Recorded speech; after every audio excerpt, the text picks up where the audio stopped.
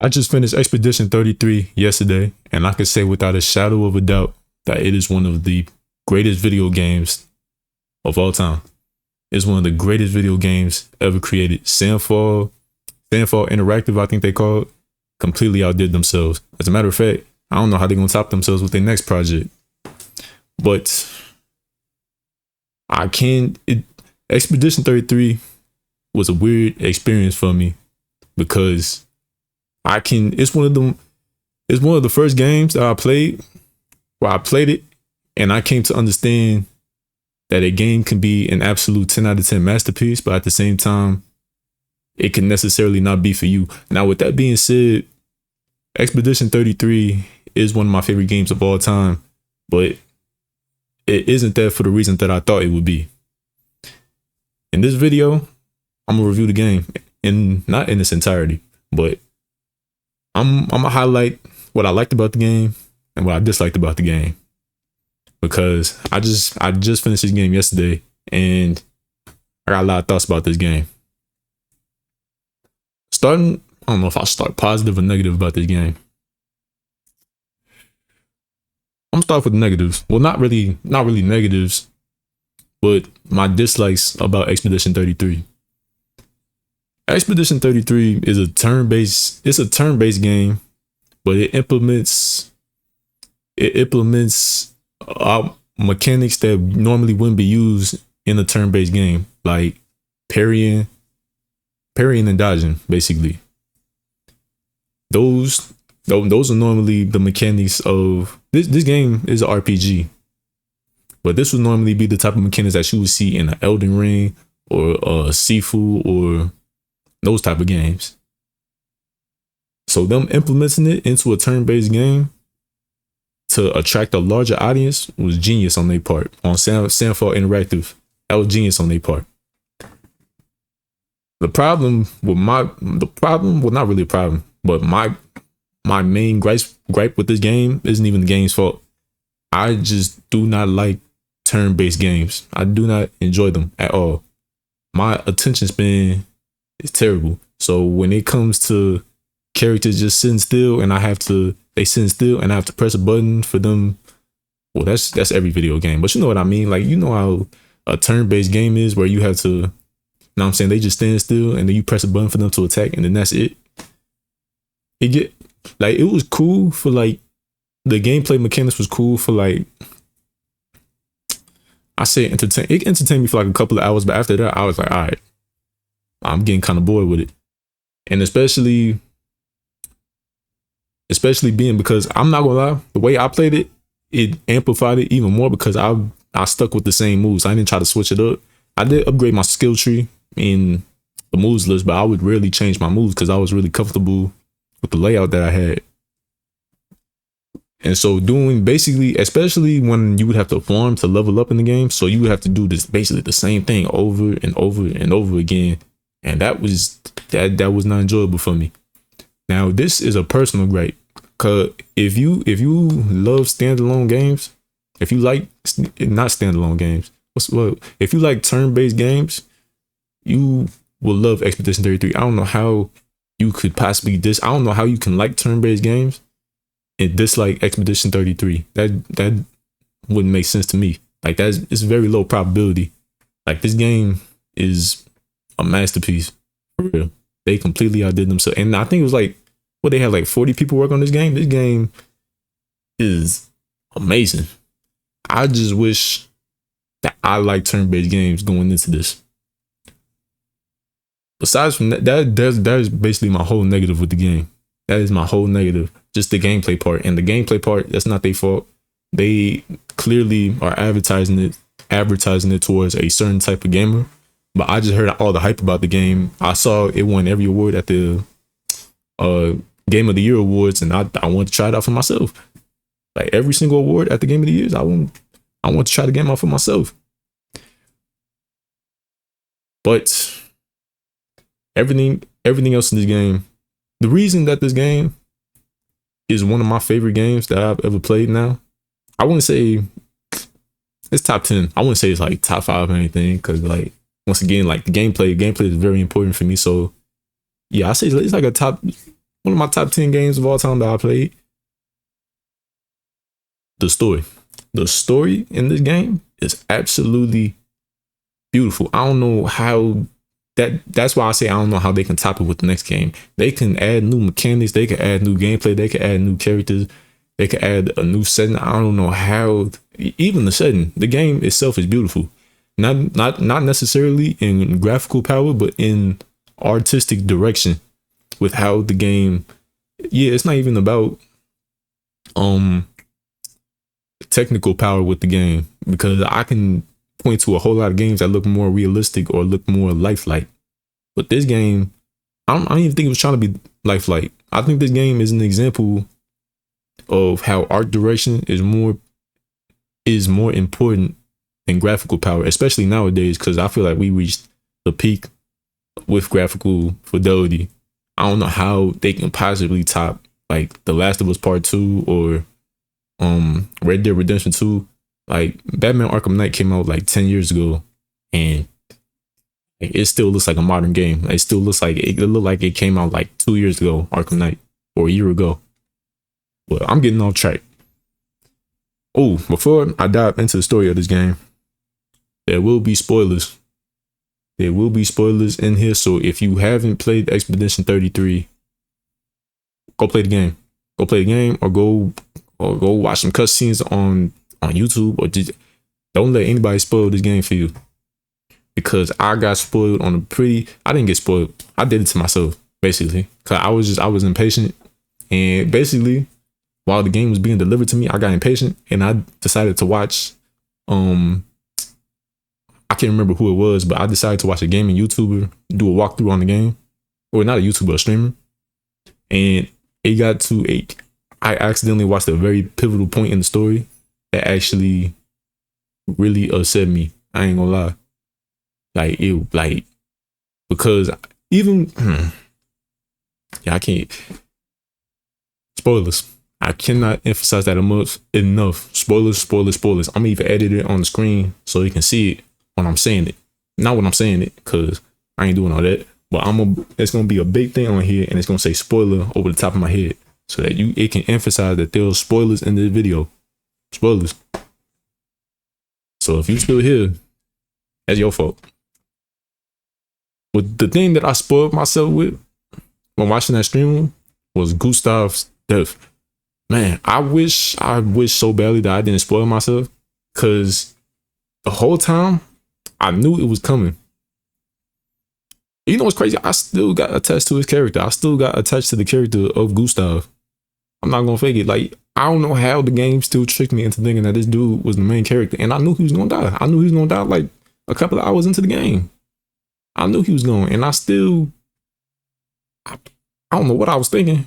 Basically, I don't know why. Like, I was thinking like he was gonna, like, I don't know, they was gonna revive him or something, or bring him back in some way, shape, or form. But nah, they killed him. That's besides from the end. But I don't.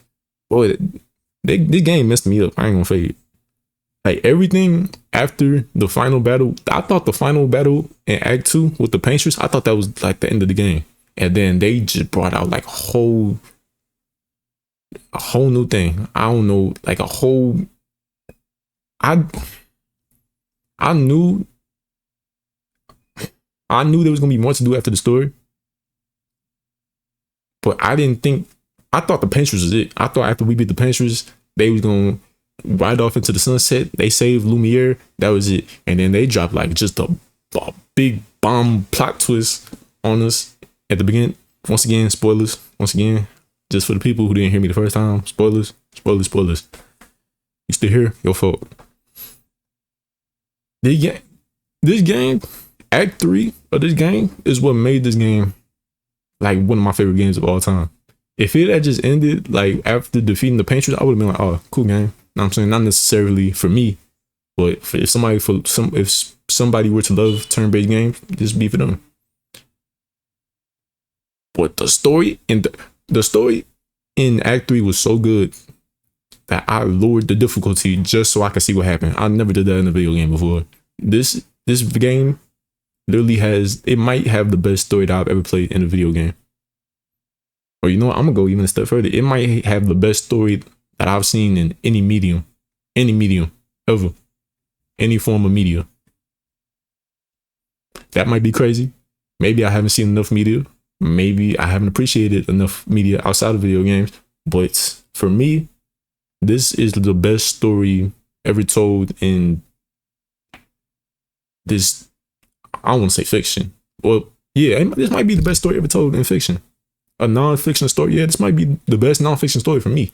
Because this game had me on a whirlwind of confusion and emotions that I ain't even think a video game could make you feel. Know what I'm saying? Like, once again, I literally lowered the difficulty.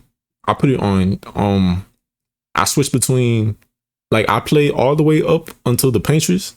I had it on expert mode. I had it on expert mode. And then after that, when they started doing all that, I remember, I can't remember which boss I was stuck on. It was some boss after the, did I lower? I might have lowered it before the Paintress. This was literally yesterday. My memory is terrible. But I think I lowered it before the Paintress. Yeah, it was before. But yeah, I basically lowered it because I was stuck on some boss. I can't remember what it was. And I was like, nah. I didn't care for the gameplay, basically. I didn't care. It was repetitive to me. So I was like, nah, I'm not gonna do this. I lowered that joint all the way down. All the way down just so I could see what happened. I've never did that in a video game before. My pride was too big for me to do that in a video game before. If I put that joint on hard mode, it's gonna stay on hard mode. Either it's gonna stay on hard mode and I beat that, or I'm just not gonna put the game down until I eventually come back to it months later and then I'll beat it then. But I'm not gonna lower the mode. This is the first game I ever did that in. Where I just lowered the mode so I could just keep it pushing. That's how good this story is. But to give you the premise of this game,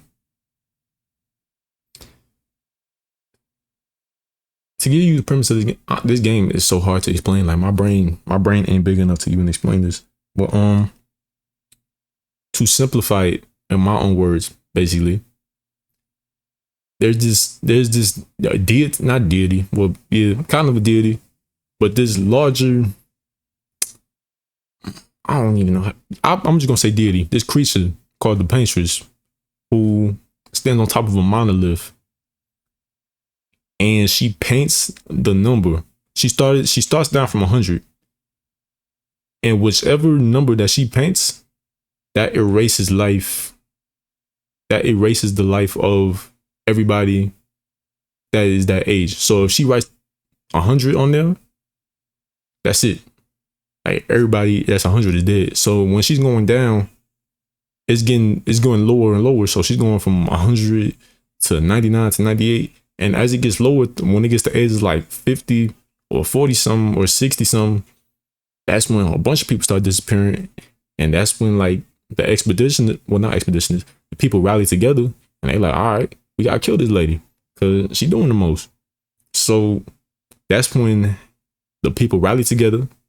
They gather together in expedition, and them people set out for years and years to kill this woman. And the expeditions fail continuously. Continuously they fail. Like they're either, yeah, they're killed basically every expedition, because for whatever reason, whatever is killing them is too powerful. And this goes on for 70 years until this game, Expedition 33, where our main characters set off, and then as soon as they do set off, they get killed automatically off the rip. Everybody on the beach, just a straight massacre. Everybody on there. Like the whole squad gets killed, like every other expedition, besides from one, our main character, Gustav, who ain't really our main character. You just deceived to think that way. And I also like the way that they did that too. Like in Act 1, they had Gustav be the main focus, and then it was Versa, and then it was Mael. So they had, I forgot how they did it, but somebody said something online that sounded really smart, and I'm trying to repeat it, but I can't repeat it because my brain ain't big enough. But I'm coming back to that. But yeah, after this, Gustav, he finds the remaining expeditioners who weren't killed afterwards, and then he finds his sister Mael, who is the main character of the game, basically, and he finds Lune and Skiel. And throughout this whole journey, they go through, I forget what it's called. My God, I literally finished this game yesterday. I forgot, what are the mythical creatures called? Griels? Oh my God. Gurus? No, that's not it. But they need to travel across the sea to kill the Painters. They need to get to her. So they gather the help of a mythical being called Eskia, to which they need to cross the ocean. They do get his help eventually, like, you know, through a whole bunch of gameplay and stuff, through a whole bunch of traversal, through a whole bunch of different realms and stuff. But this is where the game tricks you, basically. They make you think that this dude is the main character, and then they have you thinking it's this triumphant moment. They talking about throwing rocks at her at the Painters, and then he gets shot like right through his chest. And that joint, I'm so mad that I spoiled myself with that, because that literally could have been like the biggest, like probably the most impactful death that I've ever seen in a video game, because they had me tricked. I'm not gonna lie. Normally, I'm pretty good at telling when like a character is like where they writing him to be like they gonna kill him off. After they killed Gustav, I didn't know who was next. I didn't know who. Like, everything was on the table basically. I had no idea who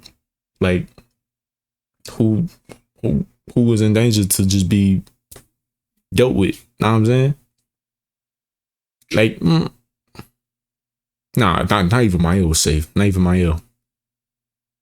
But, oh, I forgot to mention, the people who were killed on this beach were killed by this mysterious white-haired man, who we later understand his name is Renoir. His name is French. His name is Renoir.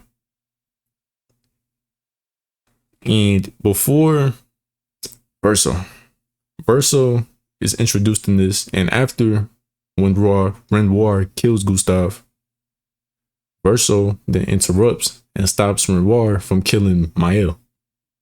Which I can't remember why would Renoir kill Mael? And you know what? This ain't the time. This ain't time for me to try to use my brain. I still don't completely. This game still like kind of got me for like a loop. Know what I'm saying? But Verso then stops Renoir from killing Mael, and then we are introduced to the character of Verso, who is a very vital and important character to the story. Now, Verso is I don't know how I feel about his character in the end. You know what I'm saying? I don't know. You know what? I think he's justified in most things that he does. Especially with the ending of the game. I feel like he's very much justified. I feel like he's more justified than Mael or Alice is. Oh my God, I gotta explain the plot twist in this game and my brain. So basically speaking, in the Act 3 of this game is the hardest part for me to explain, because, okay, that's when the plot twist comes in, basically, of Lumiere basically just being the painting. The whole game that we play is basically a painting of these higher beings who have the ability to make life and make a whole world basically just out of a canvas, basically. Which I don't even know how they came up with this stuff, but yeah. They make a whole world and whole living beings, actual living, breathing, thinking, soul having beings out of a canvas, basically. And Mael is one of these painters, but she doesn't know that she's one of them painters. And Verso in the game, he's a painting as well, but he's a copy. Well, not a copy, but yeah, he's a copy of the real Verso who died in that higher state of existence. So, and I forgot to say, Renoir is also Verso's father, which, yeah, there's a lot that happens in the game. There's a lot. I'm saying this game, like I said, this game is very complex. I've never dealt with a game this complex before. But yes, Renoir is Verso's father, and he is the father of Mael, who is actually Alice. Mael is the painted version of her paintress self, who is actually Alice. Or Alicia. Her name is Alicia. Why I say Alice? Alice in Wonderland. Alicia is her name. Alicia is the brother of Verso, and they are both the children of Renoir, and their mother is the paintress. Bear with me now. But, oh my God, I'm sweating trying to think. This game is hurting me. But with all that being said, after we defeat the paintress, we figure this out after we defeat the paintress, and the painted Verso, I'm just gonna call him Verso because the real Verso is dead, so it doesn't even matter. This is the real Verso, basically. I'm just gonna call him Verso. Verso opens the letter from his sister Alice, who, the gray version, the painted version, the painted version, who then tells him, who sends him a letter, basically revealing very important information about who the real antagonist of this game is. And there really isn't an antagonist in the game. It's really up to your interpretation of who you think is evil in the game. My personal opinion, I think the how they said it, the Desandre, I don't know how to say it. I forgot how they say it. The Desan family, you know, Renoir's family, they are evil. The people who painted and made that canvas and then left them people who made living, breathing beings and then just left it like it wasn't their responsibility, that's their fault, basically. I can't really say it's Verso and his sister Clea's fault. That's also Renoir and the paintress's daughter. I forgot to mention her. But you can't really blame them because they made it when they were children. So I blame the mother and the father. But it's really the whole family. But that's another thing. Know what I'm saying? They remind me of Greek gods, basically. You know what I'm saying? Very irresponsible with their creations and with the world that they made, basically. But that's why I think they're the bad guys. But it's up to interpretation.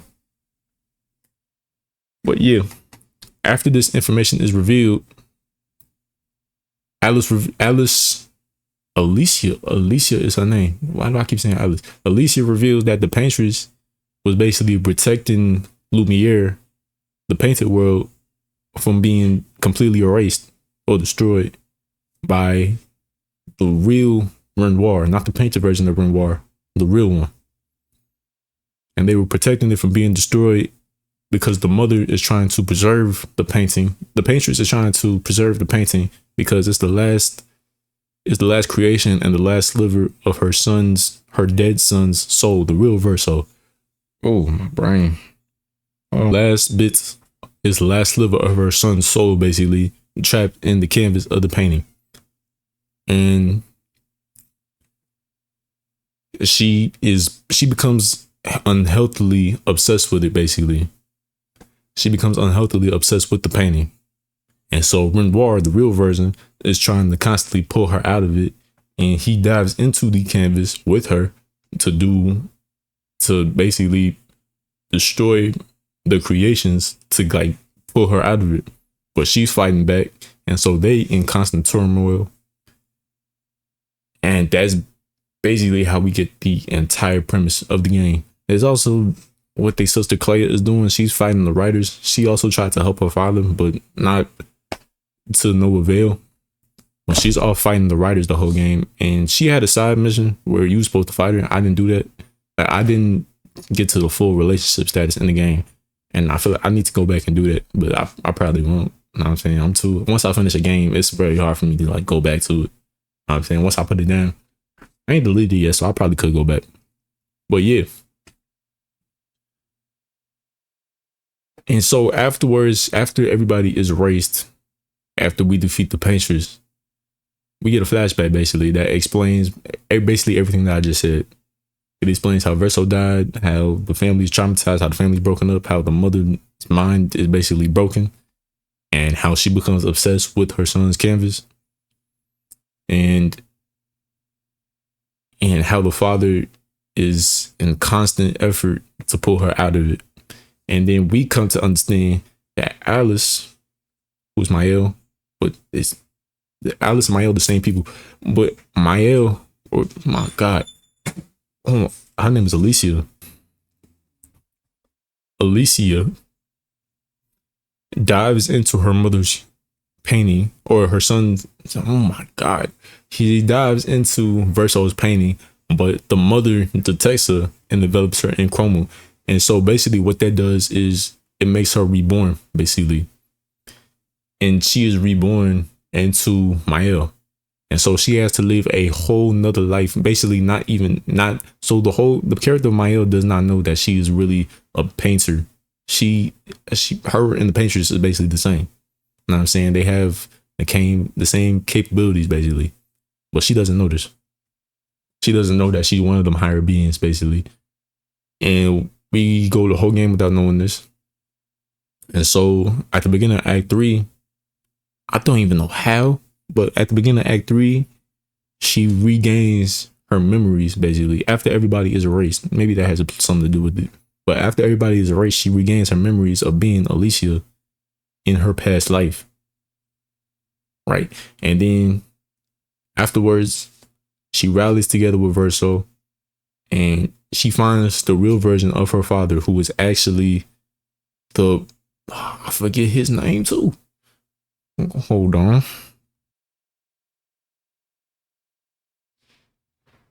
The curator. I had to look it up. The curator, the person who's been upgrading our weapons and our inventory this whole time when we encamped the whole time, that was the real Renoir, basically. And when this is revealed, he tries to, once they meet up and once everything is, now I'm saying, unraveled, Renoir tries to get Alicia to leave the canvas, basically, to get out of it so she doesn't become enveloped like her mother. But Alicia's not having it. And so she gets into conflict with her father. And afterwards, they disperse. Alicia then rallies everybody. She revives our expedition. Like Lune, Skib, Monaco, and Escape, everybody. And then she not revives, but she basically takes the soul of every expedition that died before. She takes them, and then she uses them in her fight to basically launch an invasion on Lumiere, on her father, in which we do battle with him.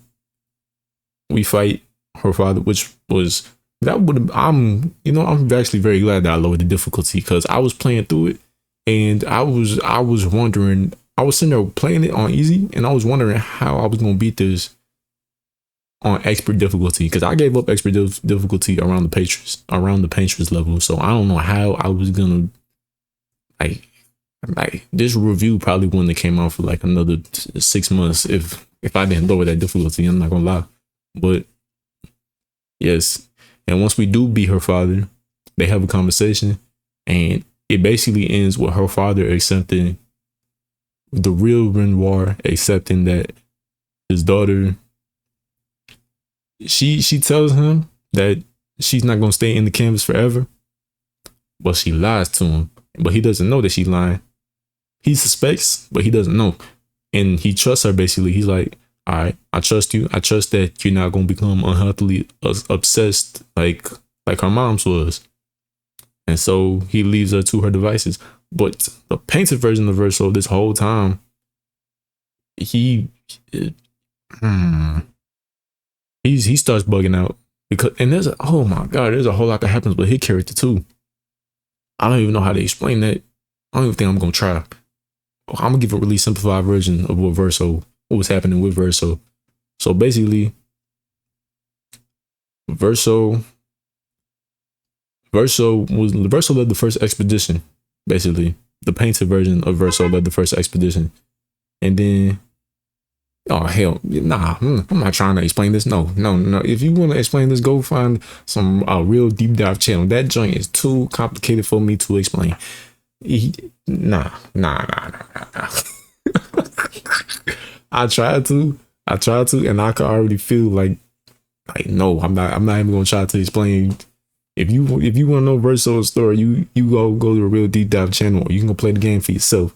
I'm not gonna hold you, but yeah, Verso he dives into basically a pocket dimension, and he finds a painter who was painting Verso's canvas, the real Verso's canvas, which is the canvas is the world that we play in, basically the continent. Basically, that's the whole game that we play in, the whole world, that whole world, basically, that the boy is creating it. You know what I'm saying? He's keeping it alive, basically, after the death of Verso. And it's revealed that that little boy is a sliver of Verso's soul, basically. Or the last sliver of Verso's soul that the mother is so obsessed with. So the painted version of Verso wants the boy to stop painting because he doesn't want to live anymore. Because Verso is immortal. And being immortal in and of itself is very, you know what I'm saying? He finds out that he's not, I think he already knew. He already knew that he wasn't a real, or that he was in a painting. But I can't say that they're not real people because that's why this game is so good, man. This game making me think in ways that I didn't even think I would about the video game. But he was done with living, basically. It was like torture for the painted Verso, and it was also torture for the real Verso, because his last sliver of his soul was basically in torment, basically, because he couldn't move on. He couldn't move on to death because his mother was holding on to him. But then after she was defeated, now his sister is holding on to him. And now it's like it's almost like he'd never be able to like really rest in peace. And so Painted Verso is like, okay, he's ready to move on. He tells the boy it's time to start painting, and then Alicia or Mael comes in and stops him. And that is when they come into conflict.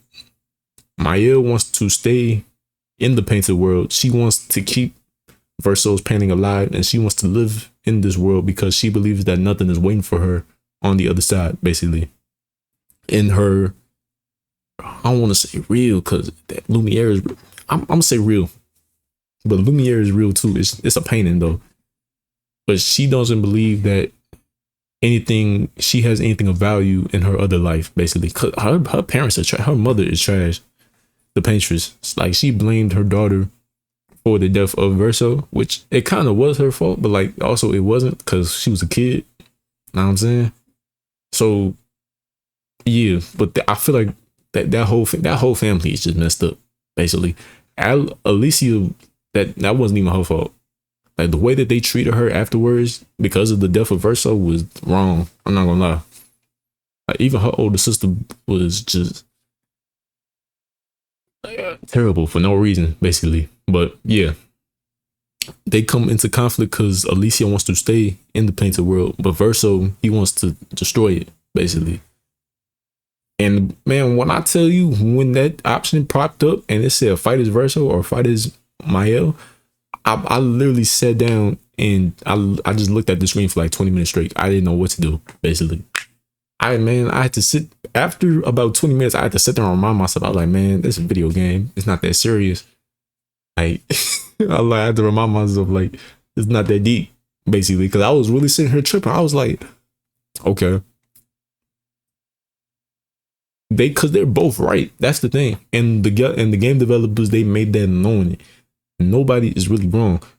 Alicia is not I'm gonna call her Alicia. That's her real name. Alicia is not really wrong for wanting to stay there because at the end of the day, her real life, from what we see, it is kind of terrible. It's also insinuated that I don't know if I can use the word, but she like is like done with life, if you know what I mean. Like she doesn't really want to live anymore in the real world. And then you also have to take into account that she's lived 2 lifetimes now because she's lived her whole life as Mael because she forgot who she was and she was reborn.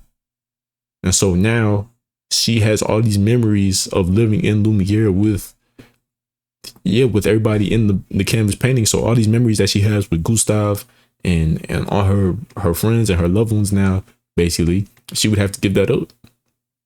And it would be like grieving 2 lifetimes for her, basically. And so she feels like she doesn't want to lose her people, and then she also doesn't want to go back to her old life, which was, from what I can see, terrible. Basically, she basically can't talk. She has scars all over her body, which are probably physically causing her physical immobility. That's a big word for me. Causing her physical immobility and probably pain too. She probably she be living in pain both physically and mentally for the rest of her life living over there. But on that same token, Verso's not wrong either because the painted Verso not wrong because Verso didn't ask both the real version of Verso and the painted Verso. They didn't really ask for this. You know what I'm saying? It was something that was done to them. And so for him he wants to end his torment basically. And he also wants to save his sister from what he feels is unhealthy, living in a fake world basically. And in my opinion, it is kind of unhealthy. It is unhealthy. It is very unhealthy for her want to live in that fake world. But I can also understand her viewpoint or her point of view because of her experiences and how the way that she's lived and basically everything that she's been through. I can understand why both sides are making the decisions that they do.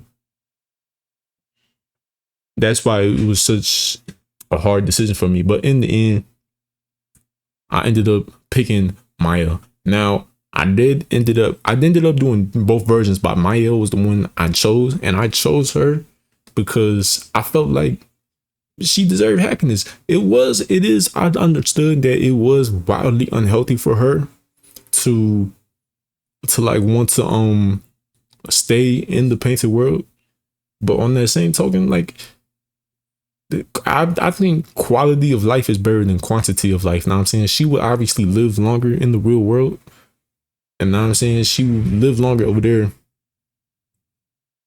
She would live longer in the real world, but would she really enjoy it?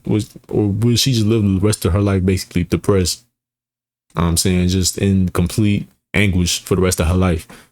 So even if you happy, would you rather be happy in a fake world for like a limited amount of time, or would you like just live out the rest of your life and just the rest of your life is just, it is what it is and you have to face it? I was like, after everything she been through, I was like, man, I just let her be. I ain't gonna fake, just let her be. But I did have to change it because once I saw the ending,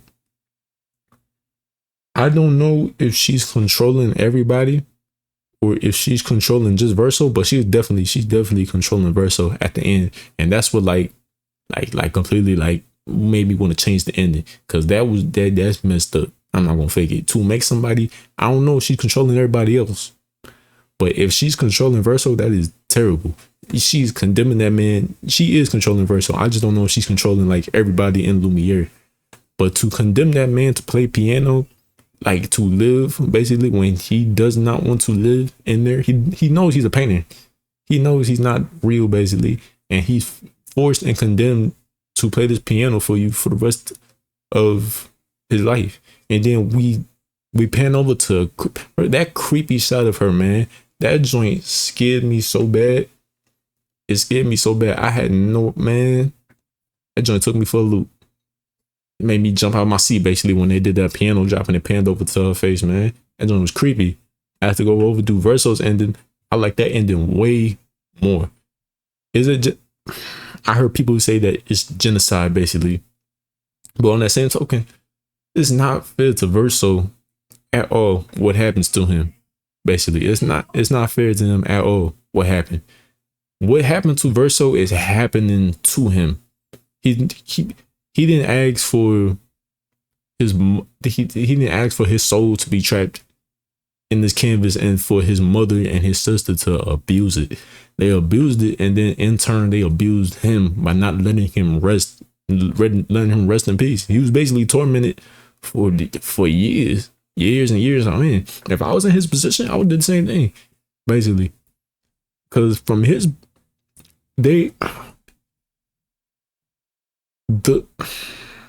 it's terrible. His decision is considerably more terrible if you consider the people of Lumiere in the painting as real people, which I do.